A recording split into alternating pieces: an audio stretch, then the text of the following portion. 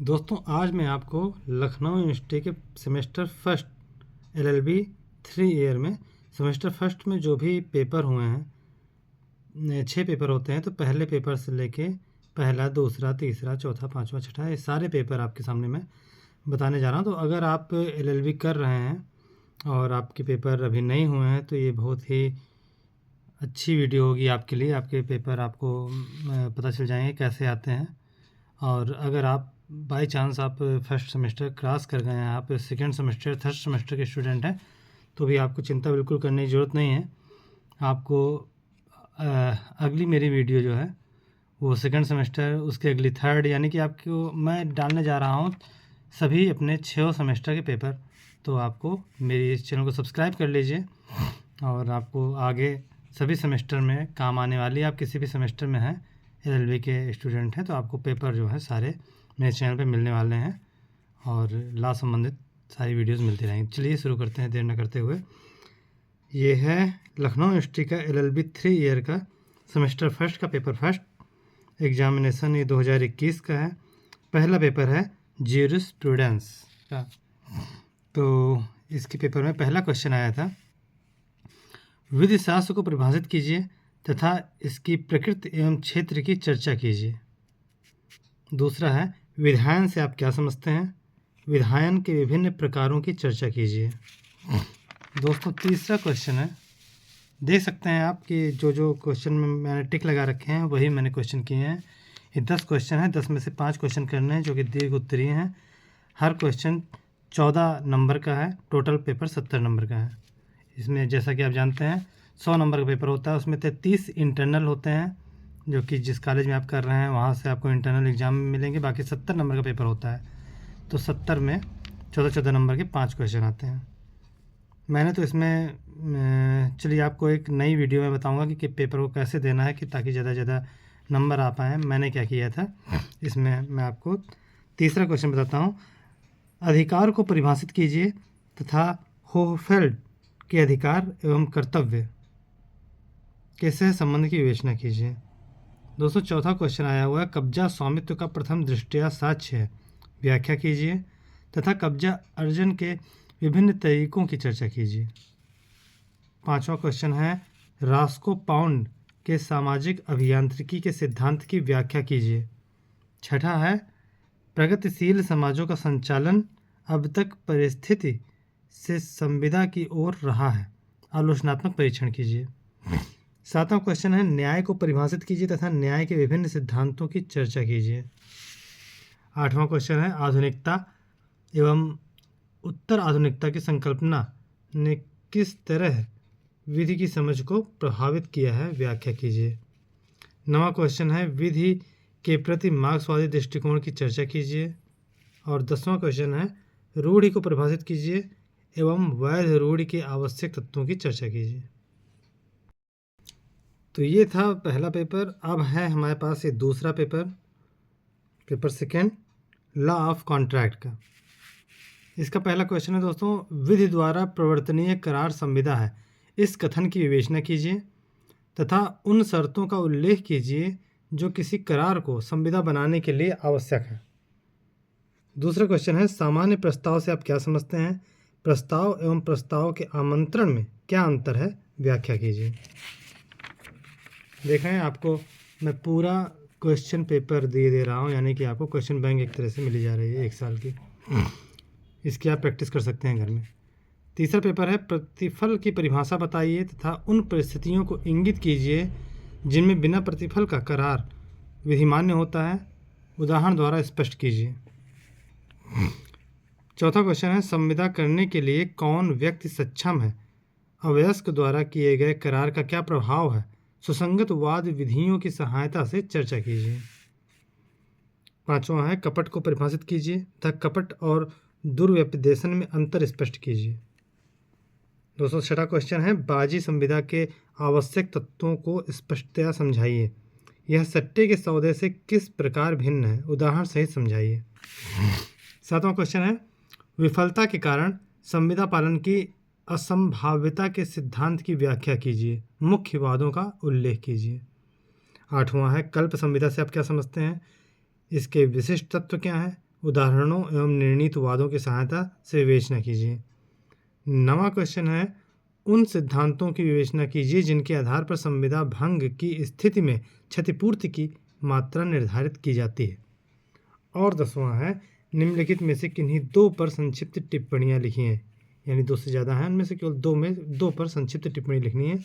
पहला है संविदा संसर्ग का सिद्धांत और दूसरा है पूर्वकालिक संविदा भंग का, तीसरा है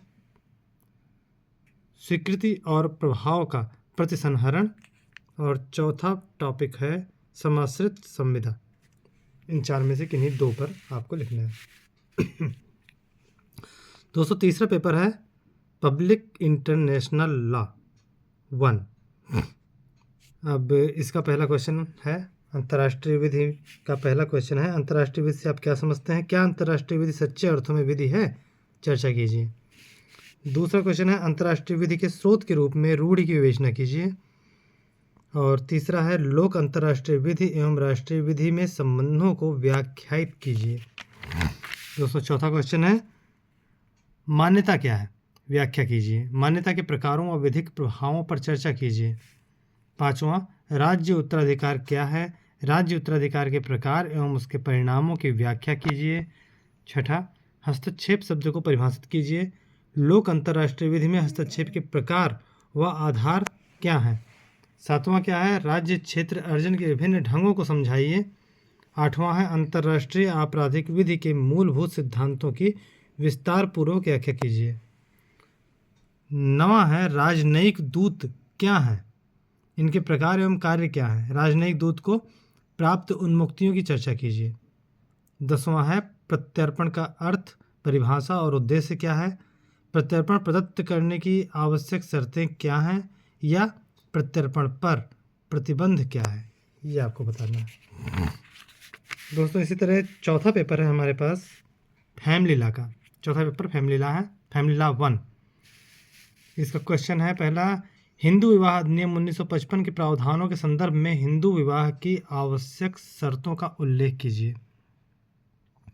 दूसरा क्वेश्चन है हिंदू विवाह अधिनियम 1955 की धारा 13 के अनुसार विवाह विच्छेद के आधारों का विस्तार से वर्णन कीजिए। दोस्तों तीसरा क्वेश्चन है क्या विधिक दत्तक ग्रहण वापस हो सकता है? हिंदू दत्तक ग्रहण एवं भरण पोषण अधिनियम 1956 के प्रावधानों के अंतर्गत व्याख्या कीजिए। चौथा क्वेश्चन है मुस्लिम विवाह के लिए आत्यंतिक एवं सापेक्षिक प्रतिषेध की व्याख्या कीजिए। 5वां क्वेश्चन है हिंदू अवयस्क एवं संरक्षकता अधिनियम 1956 के अंतर्गत प्राकृतिक संरक्षक कौन है? प्राकृतिक संरक्षक की अवयस्क की संपत्ति से संबंधित शक्तियों का उल्लेख कीजिए। 6वां क्वेश्चन है एक मुस्लिम पत्नी के मेहर न मिलने पर अधिकारों का उल्लेख कीजिए। 7वां क्वेश्चन है दोस्तों क्या क्रिमिनल प्रक्रिया संहिता यानी कि CRPC की धारा 125 के अंतर्गत एक मुस्लिम तलाकशुदा महिला को इद्दत के बाद पति से भरण पोषण पाने का अधिकार है? निर्णीत निर्णयों के संदर्भ में उत्तर दीजिए। अगला क्वेश्चन है 8वां विस्तार से तलाक उल सुन्नत की आवश्यकताओं एवं प्रकार की व्याख्या कीजिए, यह कब अखंडनीय हो जाता है? 9वां क्वेश्चन है निम्नलिखित वादों के निर्णयों का उल्लेख कीजिए, यानी कि 2 वाद दिए हैं, इनके बारे में इनके निर्णयों के बारे में उल्लेख करना है। सायरा बानो बनाम भारत संघ, सरोज रानी बनाम सुदर्शन। और 10वां क्वेश्चन है दोस्तों निम्नलिखित पर संक्षिप्त टिप्पणियां लिखिए। दोनों पर संक्षिप्त टिप्पणी लिखनी है। हिंदू विधि के अंतर्गत शून्य विवाह और मुस्लिम विधि के अंतर्गत निकाह के लिए संरक्षकता, जिसको जब्र बोला जाता है। दोस्तों फर्स्ट सेमेस्टर का 5वां पेपर है लॉ ऑफ क्राइम्स। इसका पहला क्वेश्चन है अपराध क्या है? अपराध के मूलभूत आवश्यक तत्वों की व्याख्या कीजिए। दूसरा है अपराध के विभिन्न चरणों की व्याख्या कीजिए। तीसरा है प्रयास को कैसे भारतीय दंड संहिता में उल्लिखित किया गया है एवं इसका तैयारी से अंतर स्पष्ट कीजिए। प्रयत्न के विभिन्न सिद्धांतों की चर्चा कीजिए। सामान्य आशय से आप क्या समझते हैं? प्रमुख वादों के साथ व्याख्या कीजिए। 5वां क्वेश्चन है तथ्य की भूल एक अच्छा बचाव है, परंतु विधि की भूल नहीं, व्याख्या कीजिए। छठा क्वेश्चन है, प्राइवेट प्रतिरक्षा का अधिकार क्या है? कब शरीर की प्राइवेट प्रतिरक्षा करते हुए मृत्यु कारित की जा सकती है? सातवां क्वेश्चन है, दुष्प्रेरण का अर्थ बताइए और निर्णीत वादों के साथ इसके विभिन्न तरीकों की व्याख्या कीजिए। दोस्तों आठवां क्वेश्चन है, आपराधिक षड्यंत्र क्या है? प्रमुख वादों के साथ व्याख्या कीजिए। नवां है, दंड के विभिन्न सिद्धांतों की चर्चा कीजिए। किशोर अभियुक्त के लिए कौन सा सिद्धांत ठीक है? और 10वां है, भारतीय दंड संहिता 1860 में कितने प्रकार के दंड दिए गए हैं? विस्तृत चर्चा कीजिए। दोस्तों छठा और अंतिम पेपर है फर्स्ट सेमेस्टर का, constitutional law of India first. इसमें पहला क्वेश्चन है, भारतीय संविधान के स्वरूप को ध्यान में रखते हुए संघात्मक संविधान के आवश्यक लक्षणों का वर्णन कीजिए। दूसरा है, मैं केवल हिंदी में पढ़ रहा हूँ, हिंदी इंग्लिश दोनों में क्वेश्चन पेपर होते हैं। आपके पास वीडियो है, इंग्लिश में लिखा हुआ है, आप उसको अगर हिंदी में नहीं समझ में आया तो उसको इंग्लिश से पढ़ सकते हैं, आप इंग्लिश मीडियम से हैं तो। दोस्तों दूसरा क्वेश्चन है, भारत में लोकहितवाद पर उल्लेखनीय वादों की सहायता से समीक्षात्मक टिप्पणी लिखिए। उसने कहाँ तक विधिक वाद लाने की क्षमता को प्रभावित किया है? तीसरा क्वेश्चन है, भारतीय संविधान के संशोधन की प्रक्रिया का वर्णन कीजिए। क्या संसद संवैधानिक संशोधन द्वारा मौलिक अधिकारों का हनन अथवा न्यून कर सकती है? सुसंगत वादों की सहायता से विवेचना कीजिए। चौथा क्वेश्चन है, केंद्र तथा राज्यों के मध्य विधायी शक्तियों के वितरण पर एक संक्षिप्त टिप्पणी लिखिए। किन परिस्थितियों में संसद राज्य सूची में वर्णित विषयों पर विधायन कर सकती है?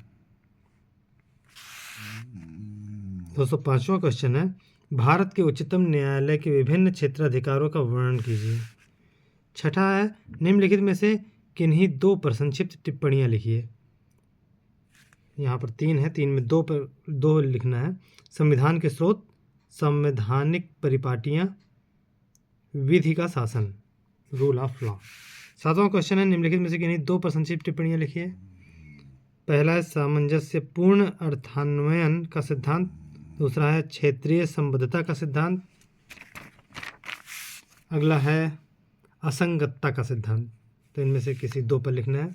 आठवां क्वेश्चन है, संसदीय विशेषाधिकार से आप क्या समझते हैं? संसद एवं उसके सदस्यों के विशेषाधिकारों और उन्मुक्तियों की व्याख्या कीजिए।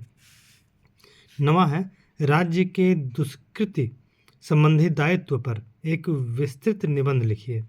और 10वां क्वेश्चन है, संविधान की धारा 356 के संदर्भ में किसी राज्य में संवैधानिक मशीनरी की असफलता का क्या अर्थ है, समझाइए।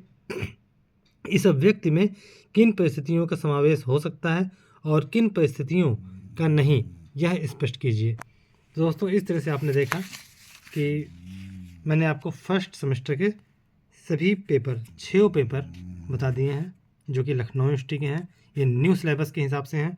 2000 एग्जामिनेशन 2021 लिखा हुआ है जो कि 2022 में हुआ था, अप्रैल में 2022 में। और ये पहली बार सिलेबस चेंज होने के बाद पहली बार इस तरह से पेपर हुआ था। तो आपके सामने एक तरह से पूरे क्वेश्चन पेपर हैं, तो इससे आप घर में प्रैक्टिस कर सकते हैं और अच्छे से तैयारी कर सकते हैं। आपको एक आइडिया मिल गया होगा कि किस तरह से पेपर आते हैं, क्योंकि पेपर देखना बहुत ज़रूरी होता है। बिना पेपर कैसे आएगा इसकी तैयारी करना बड़ा मुश्किल होता है। तो यही देखते हुए अपने मेरे सामने ये बहुत दिक्कत आई थी, तो इसको देखते हुए मैंने आप लोगों के लिए सहायता के लिए ये वीडियो बनाई है। इसको और जो विद्यार्थी हैं उनकी सहायता के लिए आप ज़्यादा से ज़्यादा शेयर कीजिए, लाइक कीजिए, मेरे चैनल को सपोर्ट कीजिए, सब्सक्राइब कीजिए। और ला के अगर आप विद्यार्थी हैं तो मैं ला संबंधित तरह तरह की जानकारी बनाता रहूँगा जो आपके बहुत काम आने वाली हैं, यकीन मानिए। तो इस चैनल को आप सब्सक्राइब कीजिए। Thank you.